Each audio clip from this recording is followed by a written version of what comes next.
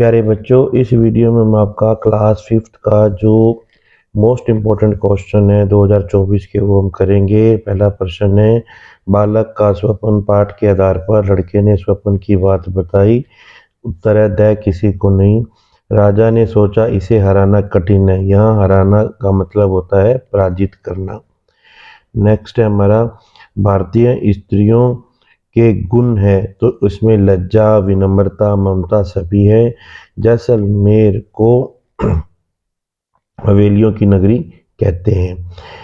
पन्ना दाई के पुत्र का नाम चंदन था।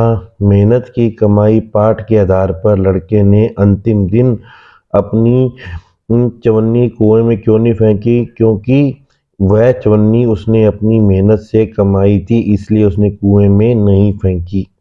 अगला है, स्वस्थ रहने के लिए क्या करना चाहिए? तो पहली बात है, स्वस्थ रहने के तरीकों में अपने शरीर को साफ रखें। 2, अपने आसपास का वातावरण स्वच्छ रखना चाहिए। नंबर 3, शुद्ध, ताज़ा और पौष्टिक भोजन खाना चाहिए। कबड्डी के खेल से हमारे अंदर कौन कौन से गुण विकसित होते हैं? देखिए, कबड्डी के खेल से हमारे अंदर प्यार, शिष्टाचार, राष्ट्रीयता, अनुशासन, एकता, समानता आदि गुण विकसित होते हैं। अब ये गद्यांश आपको पढ़ना है बच्चों। उत्तर देखते हैं हम। दोनों भाई घर से क्या लेकर आए? दोनों भाई अपने घर से भोजन बनाकर लाए। महात्मा जी ने भोजन के कितने भाग किए? महात्मा जी ने भोजन के 3 भाग किए। महात्मा जी की समस्त कार्यवाही का क्या उद्देश्य था? महात्मा जी की समस्त कार्यवाही का उद्देश्य दोनों भाइयों का क्रोध कम करना था। भोजन के बाद दोनों भाइयों के व्यवहार में क्या बदलाव हुआ? भोजन के बाद दोनों भाइयों का क्रोध शांत हो गया और उन्होंने महात्मा जी के चरणों में विनय की। अब है, हम भारत के भरत पाठ के आधार पर सबसे बढ़कर कौन सा देश है? भारत है। यह धरती जो माँ हमें जान से प्यारी है।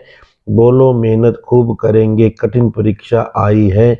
माँ का दूध पिया है जो सौगंध उसी की खाई है। तो अगले पे देखो बच्चों, यहाँ एक तरफ दे रखा है खंड है में शब्द दे रखे हैं और बै में उनके अर्थ, उनके समानार्थी शब्द दे रखे हैं। तो हुलासना का मतलब होता है प्रसन्न होता। गाथा मतलब है कहानी। खुशबू मतलब है सुगंध।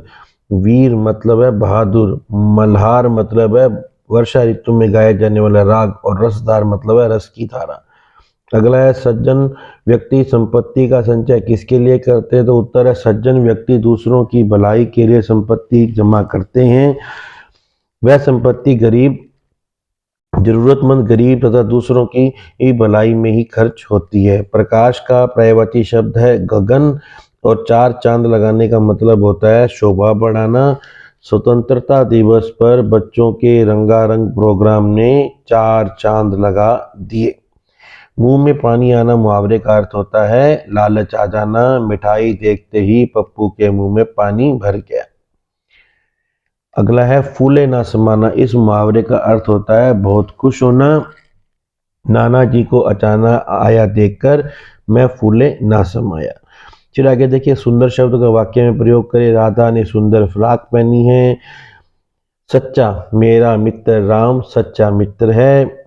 गहरा, राम के घर के पास गहरा कुआं है। अब आपको कुछ विलोम शब्द बताने हैं। रात का दिन, कठोर का कोमल, सच का झूठ। निम्न शब्दों के लिंग बदल कर लिखना है। शेर का शेरनी, मोर का मोरनी, घोड़ा का घोड़ी। अब एक कहानी लिखनी है। तो बच्चों, यहाँ पर हमने 3 कहानियां थी, शेर और खरगोश, बंदर मगरमच्छ, किसान और 4 बेटे। मैंने किसान और 4 बेटे कहानी को लिखा है। एक बूढ़ा किसान अपनी मेहनत मजदूरी कर अपने खेत में खेती करता रहता था और बूढ़ा हो जाने के कारण वह खेत में काम करने लायक नहीं रह गया था। उसके 4 बेटे थे, चारों ही जवान थे। वह चाहता था उसके चारों बेटे उसकी खेती में मदद करे और हाथ बटाए, जिससे वह बूढ़ा किसान भी आराम भी कर सके और आराम से ज़्यादा खेती करे और बेटों की मेहनत से अपना और घर का भरण पोषण करे। पर चारों बेटे कामचोर और आलसी थे, कभी कोई काम नहीं करते थे। एक दिन किसान बीमार हो गया। उसने अपने चारों बेटों को बुलाया और कहा कि खेत में धन गड़ा हुआ है, तुम जाओ और निकाल लो। धन का नाम सुनते ही चारों खेत में घुस गए और पूरा खेत खोद डाला, पर वहां कोई धन नहीं मिला। वे वापिस किसान के पास आए तो किसान ने कहा खेत में बीज बो दो क्योंकि बारिश का समय है। बेटों ने खेत में बीज बो दिए। कुछ समय बाद बड़ी अच्छी फसल हुई। तब किसान ने बेटों से कहा कि वो फसल को बाजार में जाकर बेच दो। बेटों ने फसल बेच दी। उन्हें बहुत धन मिला तो वे खुश होकर किसान के पास आए। तब किसान ने उन्हें कहा कि यही तो धन है जो खेत में गड़ा हुआ था। चारों बच्चों को बात समझ में आ गई। अब वो खूब मेहनत करने लग गए।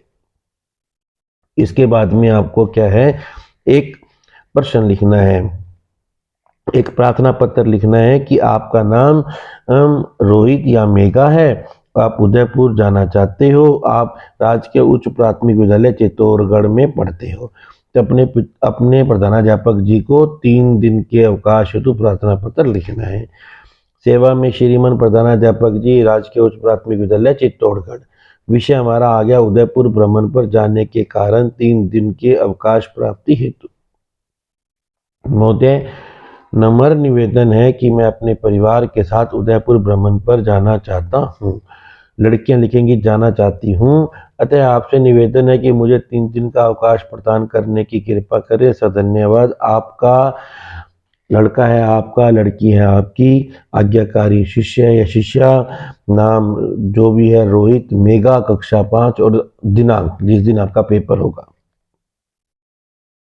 अब यहाँ पे क्या वर्ग पेली है, तो वर्ग पेली में देखो, एक फल का नाम अंगूर, कुएं से पानी निकालने का साधन रहट, राजा का निवास स्थान महल, एक सब्जी का नाम मटर, लेखनी या लिखने का साधन कलम, एक व्यक्ति का नाम रतन।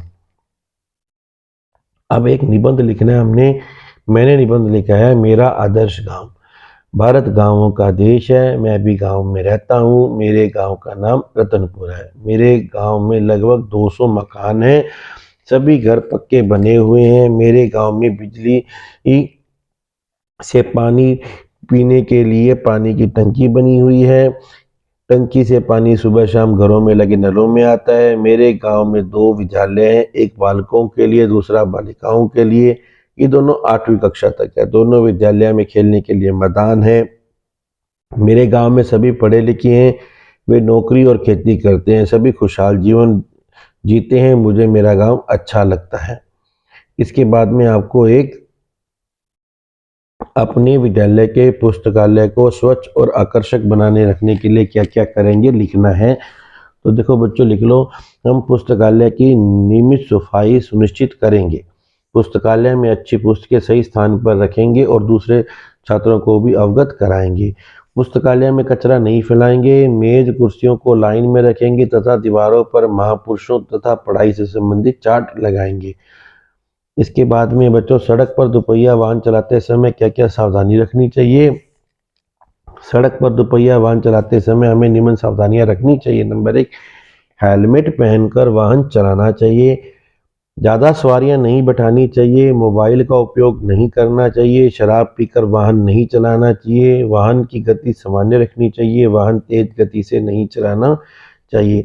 तो इस तरह प्यारे बच्चों, जो आपका ये पेपर है कंप्लीट होता है।